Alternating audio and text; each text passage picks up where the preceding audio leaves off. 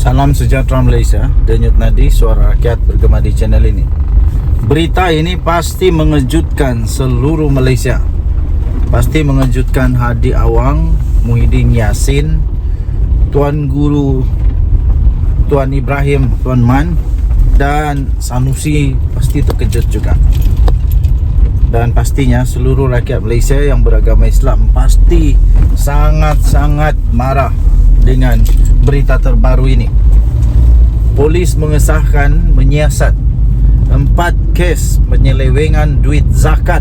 Halawe, banyak-banyak duit mau diseleweng, janganlah berzakat.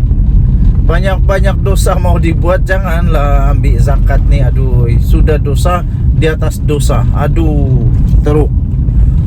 Berapa nilai dia tuan-tuan dan puan? Nilai dia 9.7 juta ni. Aduh, banyak ni. 9.7 juta ni berapa ramai golongan asnaf, golongan yang susah, ibu tunggal ke apa-apalah, masalah yang ada masalah boleh dibantu. Tapi manusia-manusia ada juga yang ini duit zakat ni, pun ada juga seleweng. Polis sahkan siasat 4 kes seleweng duit zakat bernilai 9.7 juta ringgit Malaysia. Polis menyiasat sebuah syarikat.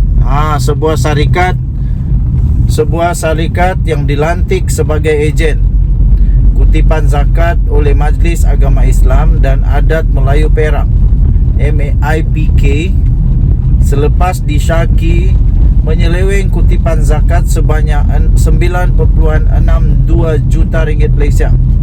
Siasatan itu dijalankan selepas syarikat terbabit dipercayai telah gagal untuk mendepositkan wang zakat bermula dari Mac sehingga September 2023. Wah, teruk, memang teruk. Pengarah Jabatan Siasatan Jenayah Komersial JSJK Bukit Aman, iaitu Datuk Seri Ramli Mohamed Yusof berkata, kes itu antara 4 kes jenayah pecah amanah yang berkaitan dengan kutipan zakat sepanjang tahun lalu. Katanya, 2 kes lain direkodkan di Selangor, diikuti 1 kes di Terengganu. Selain 1 kes di Perak itu dengan jumlah keseluruhan kerugian berjumlah 9.71 juta ringgit Malaysia. Katanya, kes di Perak itu mencatatkan nilai kerugian tertinggi, iaitu sebanyak 9.629.682 ringgit selepas disyaki telah gagal mendepositkan wang kutipan zakat, dan kes itu disiasat mengikut Seksyen 409 Kanun Keseksaan. Siasatan masih dijalankan dan terdapat individu-individu yang akan dipanggil dalam masa terdekat, katanya dalam satu sidang media. Sehubungan itu, Ramli menggesa JSJK memberikan amaran menegaskan JSJK memberikan amaran keras kepada pelaku-pelaku jenayah ini bahawa tindakan tegas selaras dengan peruntukan undang-undang akan diambil bagi memastikan jenayah sebegini tidak berulang lagi. Saya setuju. Jangan benarkan jenayah seperti ini berulang lagi.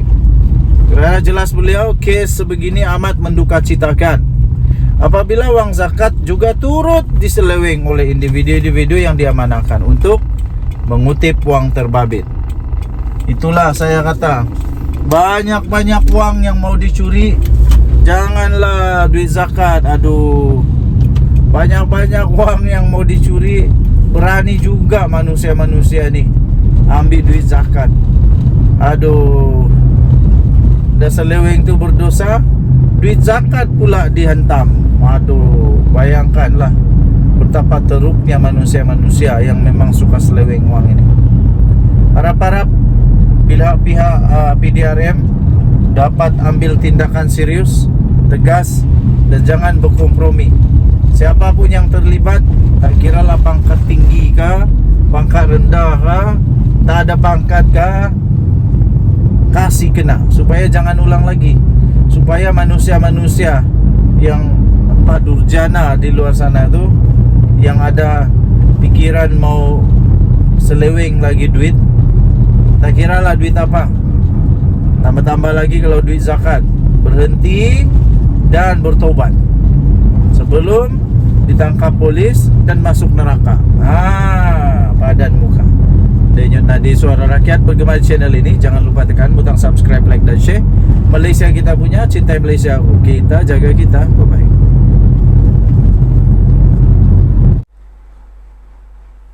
Salam sejahtera Malaysia. Denyut Nadi Suara Rakyat bergema di channel ini. Rupa-rupanya masih ramai lagi rakyat Malaysia.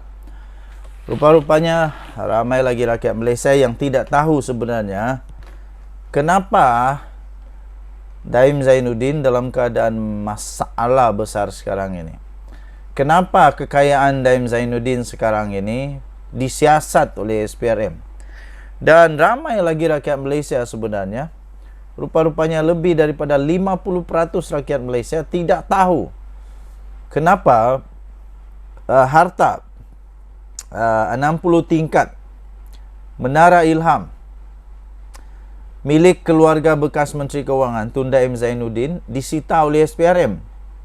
Sampai ramailah buat andaian yang tak munasabah, andaian yang tak logik. Ramailah yang tuduh Anwar, tuduh SPRM sebab tak tahu apa-apa. Rupa-rupanya ini sebab utama bangunan itu disita.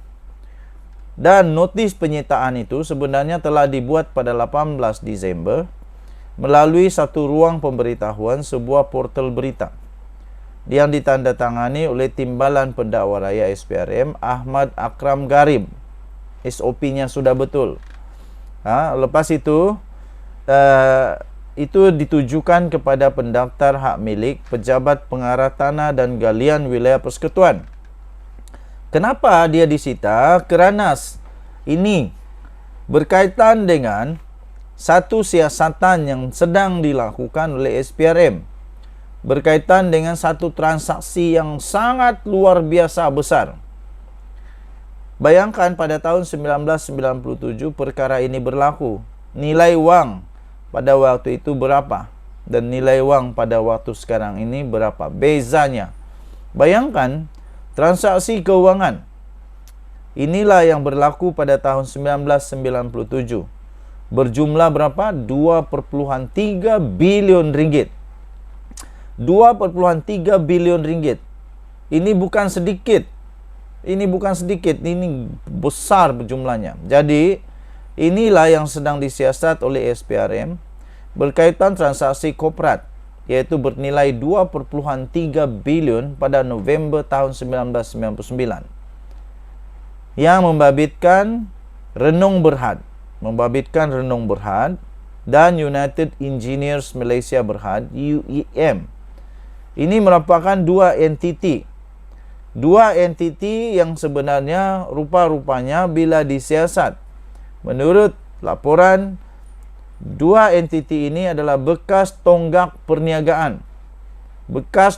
perniagaan yang dikaitkan dengan UMNO pada ketika parti itu mentadbir negara.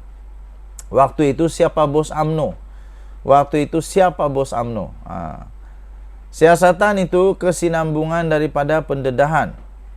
Ini kesinambungan juga daripada pendedahan satu dokumen sulit daripada satu badan yang disebut International Consortium of Investigative Journalists, yaitu berhubung dengan transaksi yang disyaki berlaku di beberapa pusat kewangan luar pesisir.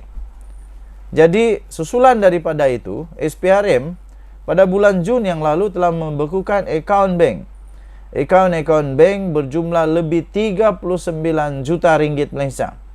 Di antara lain, pada waktu itu disebutkan antara lain ialah yang membabitkan milik bekas Menteri Kekanan, dua ahli perniagaan bergelar Tan Sri dan keluarga mereka.